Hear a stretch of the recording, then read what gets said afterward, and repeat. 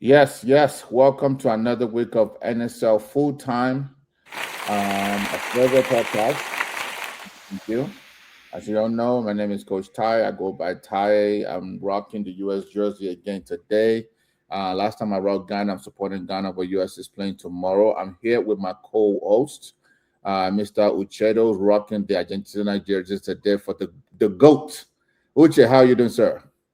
Yeah. It's another day of football. We hear Uchedo in the house. I don't know what goat you're talking about, but yes, Messi, the greatest of his generation. No, I sense the sarcasm right off the back. Anyway, I'm Manfred. As you can see, Manfredo. Welcome to NSL podcast, NSL Full Time. Ladies and gentlemen, it is often said that charity begins at home. So before we attack the big elephant, which is the World Cup, let us begin by talking about NSL, the Nigerian Soccer League.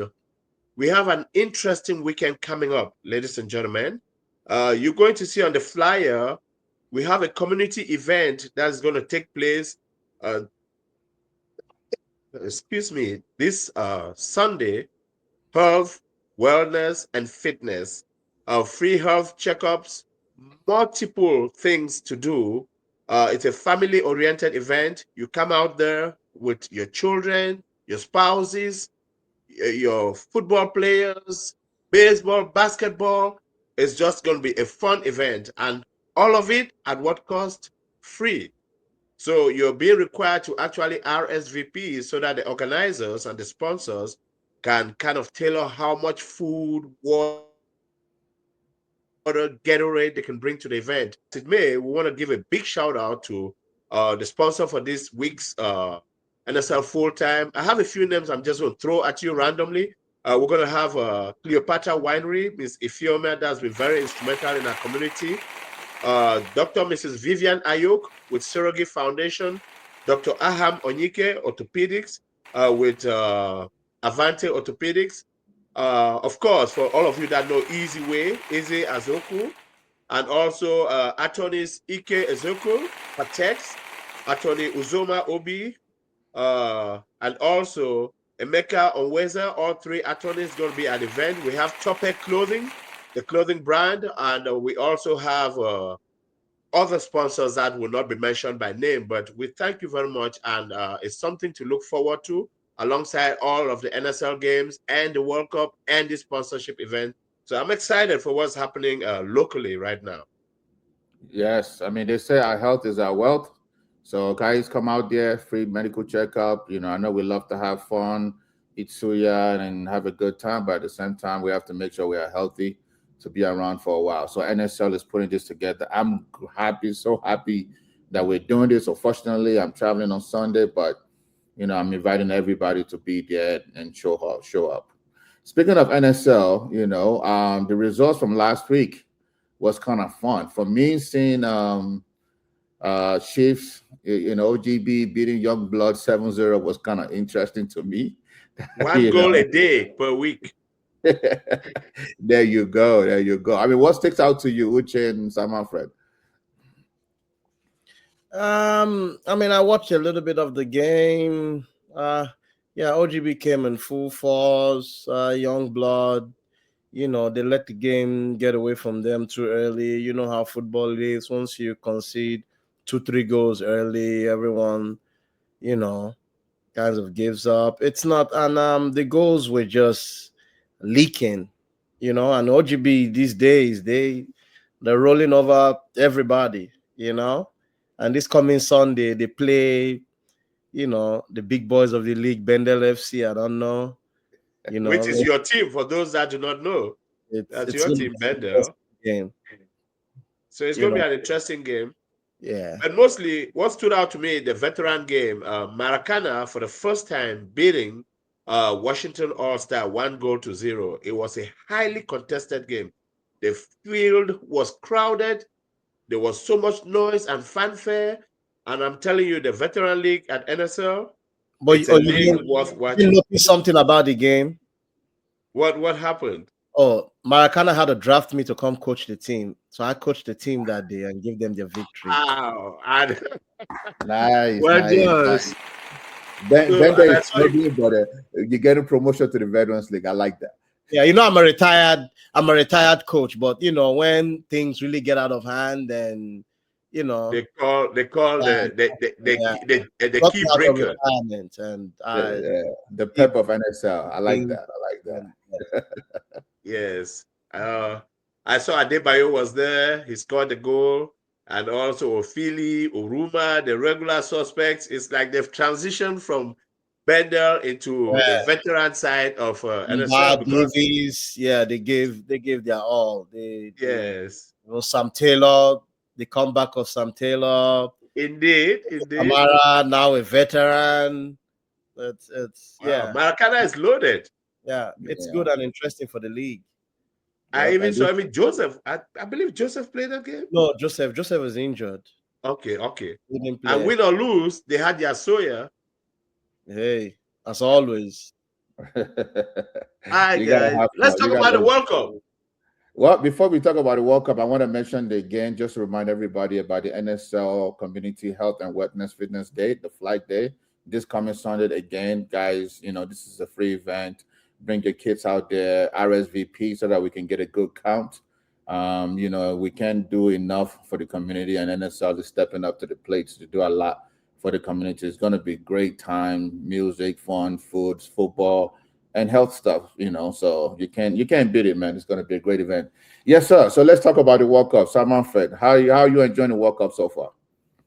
So far, amazing. Just real quick on that NSL viewing weekend, we're gonna have World Cup games on big screen. So if Yes. there's no fear of missing out on games. Yep. Having said that, man, the World Cup is blowing my mind in several different directions. The big boys have come to play. Believe me, Yeah. France has shown that the first half of the first game against Senegal, that was a fluke. They've come to play. Spain, the game against Cape Verde, first game, they showed that they're bigger than that. Brazil, their first game against Morocco, they're saying that's not who they are. So France, Brazil, Spain, Argentina, they've come to play. England, I don't know so much, but we'll talk about that later. But I'm excited, and records are being broken, records are being made. The fanfare. Do you know that the average viewership for the World Cup is 571 million viewers on Yes. average? 571 million viewers around Wow. the globe. Yep. Which is Football more than is any something Super Bowl. else. Which is more than any Super Bowl. My Super Even Bowl. Man, I'm just saying. we can imagine. You Man. know, the Soccer, US game, the which the watchers world was knows five as the times. real football is global. Yeah. So But you even no, can I'm saying even within America, right? If you look at the number of people that watch the US game in America, I'm not talking about just global outside of America, I'm talking about within America is more than the people that watch the Super Bowl within America, which kind of blew my mind. That's a big statement. Yes, big statement, watch parties everywhere, New York, DC, Prince George's County, we had our own. So it's a huge statement. But for me, what's sticking out so far in the World Cup is the Golden Boot race. If you Oh look my at it right God. now, the big boys are proving they're big boys. Lionel Messi is Yes. leading the way with 5 goals, Kylian Mbappe with Yes. 4 goals, Erling Haaland with 2 goals, you know, uh, Ronaldo, 2 goals. Ronaldo's 2 goals, Jonathan Yes. Davids with 3 goals. So Erling Haaland too. I thought Erling Haaland is 3 or 4. He scored no, the last Haaland game. is 4. Haaland is 4. 4, Yeah, yeah, 4. 4. Yeah, Haaland is Yeah, he 4. scored too. Yeah. Yeah, Jonathan Davis from Canada with 3 goals. So all the big boys are coming out in this World Cup and try to make a mark because for some of them, like Messi and Ronaldo, this is their last World Cup. Maybe not for Messi, but Ronaldo, this So it's should Messi be his the last last. World Cup. You know, so I Yeah. really love that. I'm enjoying that. I'm enjoying that the big boys are creating memories for us. So what is your take on England? We thought England was, going to be one of the favorites. I picked them as one of my favorites, but the game against Ghana showed me a different side. Like their inability to break down teams that are playing in low or mid block. So I'm kind of concerned about Yeah, England. What says you? yeah. For me, it's always been the problem of the English team, the English game. That individual brilliance of being able to break down a team, that highly gifted technical playmaking ability. It's the English team has always just been about strength, effort.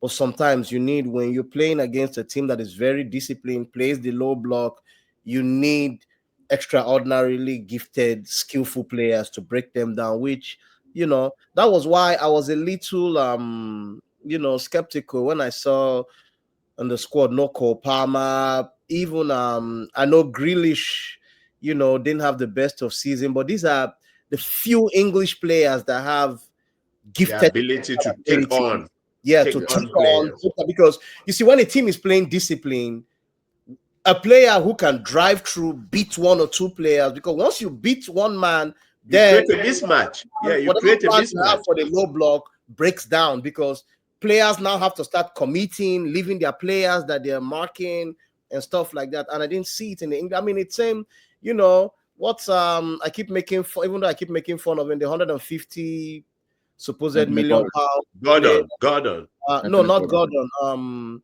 Elliot Anderson. He's not any different from the Bellingham or even Rice. These are just disciplined, good players, but they're not, World technically, class. yeah, Yeah. that can break down a team. I think the lineup for the Ghana game was not impressive, to be honest. I wouldn't have started Anthony Gordon. I think I would have started Eze sliding red left, right? Because if you have Noni Madueke, right, and then you have Eze left, and then you have Bellingham in the middle, then you have guys that can actually go at players. You can go at them one on one, use Yeah, the weight, and throw. And you make Ghana foul you inside the box or around the box so that we can get a lot of set plays. I think the But when lineup. Rashford came in, he made a little bit of a difference. yeah, Yes, that's why I yes, said the lineup was yes. the issue. So even if you didn't want to start Eze outside, could have started Rashford on the left. That's what he does for Barcelona. Someone that will So take on players. yeah, the coach was a little bit questionable. I question his lineup. I don't think it was lineup. It was too defensive. You got to just go at guys. But again, let's be real. We got to give credit to Ghana. Yes. We Talking got of to give Ghana, some talk about credit to the Ghana. African team's performances at the World Cup so far. What's your take on that? Oh, I mean, so first of all, let me focus on the Ghana and the England game before I even go to the rest of Africans. I want to talk about the collaborations between Tech Remedy, NSL, and Lagos Continent. I'm sorry, not Lagos Continent, but Intercontinental in DC that hosted the continent in DC that hosted the Ghana England game. Viewing party, yeah. That was a great environment. I mean, if you can see the screen, you see the guy blowing the smoke, people blowing drums. Tech Remedy, producer, was there capturing everything. So thank you for that. Great event, great food. I missed it. I'm sure you guys had a blast at the event. Yes. Yeah, it was a great event. Put together. And I know a lot of English players will continue to put the guy blowing smoke because a lot of English fans thought maybe they put some type of juju on Kane that prevent him from scoring. But I think the head coach put the juju on them. But that was a great game, a great result for Ghana. I mean, what did you guys think about that game? Yeah, the Ghanaians kind of surprised me. I didn't expect much from them because, even from the last game against Panama, they were not too impressive. The previous 3-4 friendly games, but they showed up. They played. In fact, Ghana could have stolen that game. There's a 50-50 ball that, a lot of us are even today calling that it was a penalty, that Ghana could have scored. Yeah. So Ghana, they surprised me. They exceeded my expectations, and Yeah, personally, I see that all the African countries put together, they've gotten 3 wins, 6 draws, and 10 losses. The draws, in my opinion, are very impressive, especially a team like Ghana drawing against mighty England. To me, that's rather very impressive. All in all, I see teams like Ghana, like Morocco, uh, And Egypt is actually at the top of his group. And in that group, you have people like Belgium. Egypt is at the top with 4 points. And Cape Verde, that has not lost a game yet, and they've played mighty Spain. So these are some of the African countries which, in my opinion, justifying why FIFA gave 10 spots to the African continent. And it will behoove the African Federation of Football to continue to build their brand and their ability to contend in the World Cup. We need an African country other than France to win the FIFA World Cup. So I think, Morocco has great chances based on how they play. To me, I always say it's not about the results. It's more about how they can stand against anybody. So kudos to the African countries. Let's see how the next round continues, especially I mean, these are the last days. So in every group, you're going to have 2 games at the same time, so you cannot take advantage of the previous result because these are the last games before we go to the round of 32. And also, can I say something about this World Cup? I don't know if you guys have noticed. It's like, they had a meeting with the refs and they told the refs to allow them play. Yes. And this World Cup. The first time in the history of the game in modern time, I mean, let's not go back when, scissors kick and all that was the thing. They're allowing them play. No cheap, free kicks. Cheap fouls. Yep. So right now, it's just play. And this World Cup has been one of the best ref tournaments in recent memory. Yes. Like they let the players know. I agree. The technology that they implemented is working almost to perfection. Yes. So the chip. The chip for the offside is making calls quick.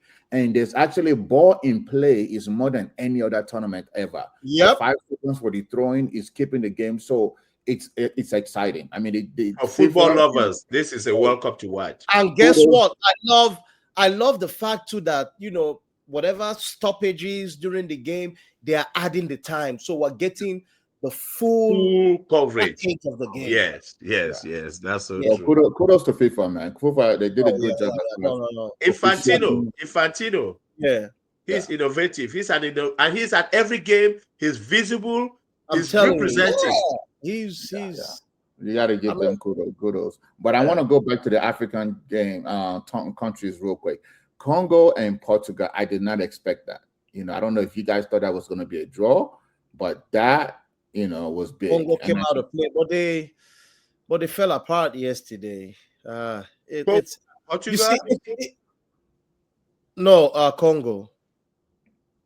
Yeah. DR Congo. Yeah.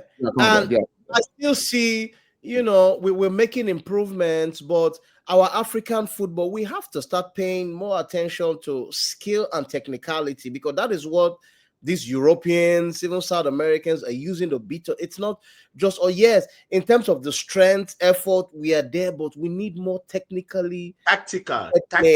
And also our tactics, because I saw even the games that a lot of the African countries lost, they were like hard losses for me. Yeah. It's not like they were outplayed. If you watch even was it Senegal, France? Yeah. It was just some, tactical mishaps that resulted in the loss. And so not they can learn and improve. Any team coming out to, like, we've seen games where teams will just come out, roll over teams. No, it has not happened to any African team. It's always been just one error or the other, and sometimes, like for Senegal, I don't know, Koulibaly, I think his time has gone. Sometimes just for younger, in shape, informed players to play. No, Uche, I agree with you. I think, part of the development is a lot of, African players are gifted with athleticism and speed, but we come short when it comes to technical abilities. I think that's one thing. Me going to Nigeria, going to Ghana and look at a lot of the academies, they're doing a much better job, to be honest. They're doing a way much better job and working on techniques and everything like that. But one thing I noticed in this World Cup is the Asian countries, especially Japan and Korea, Their Oh my God. technical abilities is on Yep. point. No bad passes. You rarely see bad passes. You rarely see bad first touch controls. I mean, it's out there. They don't have the height, right? They might not have the African The athleticism, physicality, but the but they are physicality, yes. fit. But technical abilities and their fitness, it's on point. Not just So technical, but tactical. tactical, yeah, tactical, Yeah. all those things. When the Yeah, technical, I'm you talking know, about the technical. individual players. The team tactical, obviously, it's on point. If they Yeah. have the naturally gifted athleticism, I think they would definitely give a lot of teams a hard time. So African countries, we need to continue to develop our technical and tactical abilities. Okay. We cannot talk about the World Cup without talking about Messi, the phenom. So, I mean, just watching this man at 38, 39, 38 years old, he left the European League, PSG, which was not really all that for him after Barcelona, rising in the ranks of La Masia. And here he is in MLS. And we're thinking, okay, this is a vegetarian league. This is a quote unquote washed up league. And on the world stage, mighty Argentina scores 5 goals, all on his boots. And he is doing messy things and doing things. It's not just about goal scoring, but he mesmerizes every time he has a ball. You literally can feel like something is going to happen. So I this is probably his last World Cup when it's all said and done. I've been very impressed by the way he has carried his team and the way the team is working to try to fit the system to match his abilities. What's you guys take on Messi? I see you're So, wearing Argentina jersey, Uchedo. Oh yeah, I mean he's a phenom. He's I mean it's Lionel Messi. What else are we gonna say? We've seen it all. He's still doing it at what age 38. He's had an extraordinary tournament so far. Yeah, he's I mean he's surprised me a little bit. At this age, I mean this is turning out to be one of his most productive World Cups that he's Actually, it had. is, yeah. So he's now the all-time leading goal scorer, but the way it's looking, that record will probably be broken. Well, who knows? Let's see, because goal scoring these days is a lot easier than it used to be. There are more games to be played, but That take is true. nothing away from him. And of course, he's our rival Cristiano Ronaldo is not sleeping either. Two brilliant Nope. goals yesterday. Yep. Man, you gotta give both of them credit. I always tell both the Messi fans and the Ronaldo fans, you gotta show respect to these two guys. They've given us the modern day football, something that we never had seen before in Do terms you of know Cristiano scoring. Ronaldo is the only player that has scored in On the six six World World Cups. Yeah, Cups? yeah, yeah, yeah. brilliant. What a record. Yeah, Let me it means correct you.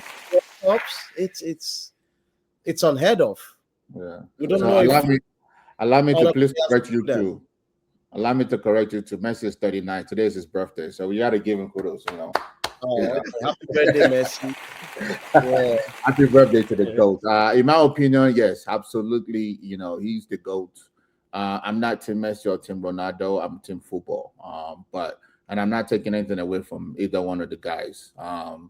Yes, Ronaldo is 41. His age is starting to show because in that game, he could have scored 4 goals, but you can see him falling short in some instances because, nobody can beat Father Time. Explosion is not there Yeah, anymore. it's not there and everything. You can see that. But with that being said, though, kudos to Messi. I mean, like you say, Samuel Fred, every time he touches the ball, you're expecting something to happen. And look at the way he finished to finish that game.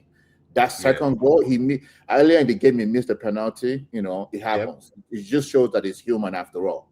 Right. But he came back and scored and then finished the game with a penalty. So those of us that are lucky to be alive or lucky to watch it on TV or be at the stadium to watch him live, these are moments that you cherish. I was lucky to watch him in MLS, but hey, we might have a first MLS Ballon d'Or if this continues. You guys may be shocked that the MLS players, those of you that sleep in MLS, you might say MLS player winning Ballon d'Or because if they win the World Cup or even get to the final and he gets the Golden Boot, I don't see what is going to stop him from being a Ballon d'Or. Coach Let's Tai, be can you real. talk about the U.S. men national team? What are their chances based on what they have shown so far? Right now we're high. First time US is win 2 games in the World Cup back to back, right? And the chances of them winning the game against Turkey, to be technically correct, is very high. Depends if they're going to start the full team or if Turkey is going to try to give everybody playing time. But Turkey as a whole, I think that's one of the biggest disappointment in this World Cup. That is true. I think Turkey is one of the biggest disappointment because they had a brilliant send off. They had good players, Adegola and a whole bunch of players. For them to be last and be the first team to be out of that group is shocking and surprising. It's not just last. The way they play is so lackluster. Yeah. But for the US to win that group with 2 games, that's brilliant. With a game in hand. With a game in hand, and now you can rotate and give some people opportunities and stuff like that. I think they're going to win or tie that game. They're probably going to win because if they continue to do high press and the style that they're playing, I don't see Turkey, beating them. So yeah, US is very high down, man. I mean, I still maintain my prediction before the World Cup, which is US will get to the semifinal unless semifinals. Semifinals unless they meet one of the 3 or 4 superpowers, which is France, Brazil, and maybe Germany and England. If they meet one of those before they get to the semifinals, then I can understand if they lose. But if they don't meet them, if they meet Spain, I think we will shock Spain. But as it is right now, I still maintain my prediction of semifinals. Because remember, the home advantage is really, really helping. The home court advantage is helping. Look at all the groups. Canada is doing well. Mexico was the first one to make out of their group after 2 games. And I don't think Mexico has particularly played well. But the home court advantage is helping. It is. So let's do some predictions about the coming games. In my opinion, the biggest game is Portugal versus Colombia. That game is on Saturday at 7 p.m. And that game to me is a toss-up. Colombia versus Portugal is a toss-up. So I'm unable to pick, but if I was to pick based on how my heart goes, I'll say Colombia would shock Portugal because they're able to contain their midfield. And then I'll pick Colombia in that game. What says you guys? I won't be surprised if what you're predicting happens because Portugal has not been impressive. Even you want to know how not impressive they've been. Even their 5-0 win, I didn't see like total dominance.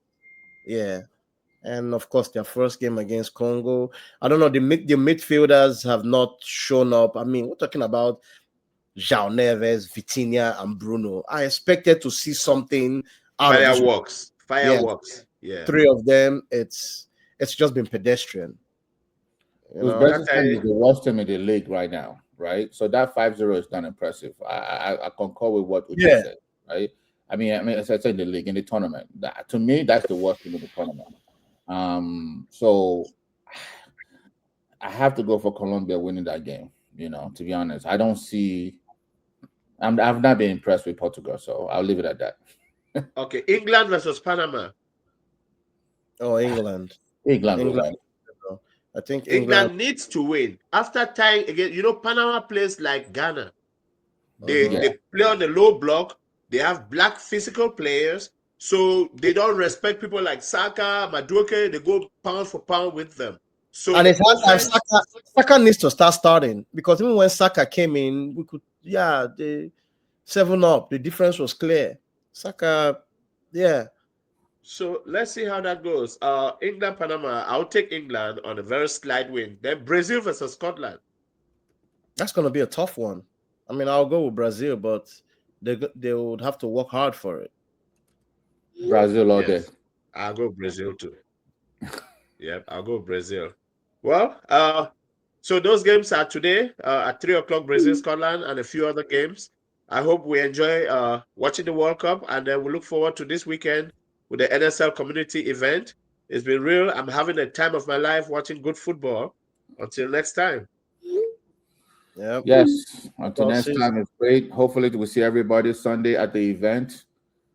Please come out, check up, invite your family, and it should be fun.